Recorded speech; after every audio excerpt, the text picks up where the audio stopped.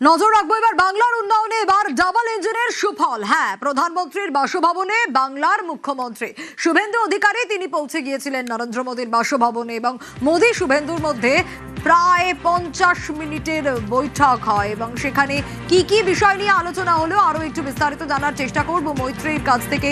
মৈত্রী, এই যে 50 মিনিটের আলোচনা, তা বাংলার জন্য যে সুফল তা বলার অপেক্ষা রাখে না, কারণ ডাবল ইঞ্জিনের সরকার। এই বৈঠক তো স্বাভাবিকভাবেই খুব তাৎপর্যপূর্ণ।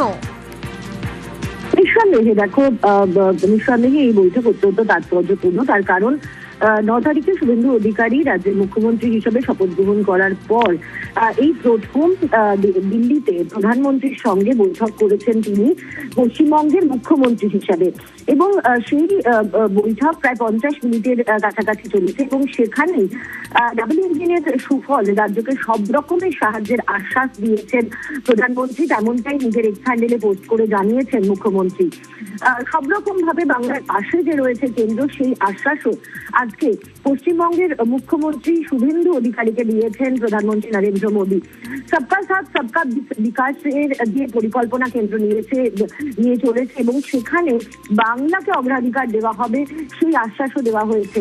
এবং বাংলার শিল্প, যেটার একটা দাবি বারবার ছিল যে গত সরকারের আমলে বাংলার শিল্প একে একে চলে যাচ্ছে, সেখানেও বাংলায় শিল্প ফিরিয়ে আনার জন্য অগ্রাধিকার দেওয়া হবে এবং কেন্দ্রের তরফ থেকে সব রকমের সাহায্য করা হবে, সেই আশ্বাস আজকের এই 50 মিনিটের বৈঠকে পশ্চিমবঙ্গের মুখ্যমন্ত্রী শুভেন্দু অধিকারীকে দিয়েছেন কেন্দ্রের প্রধানমন্ত্রী, দেশের প্রধানমন্ত্রী নরেন্দ্র মোদী।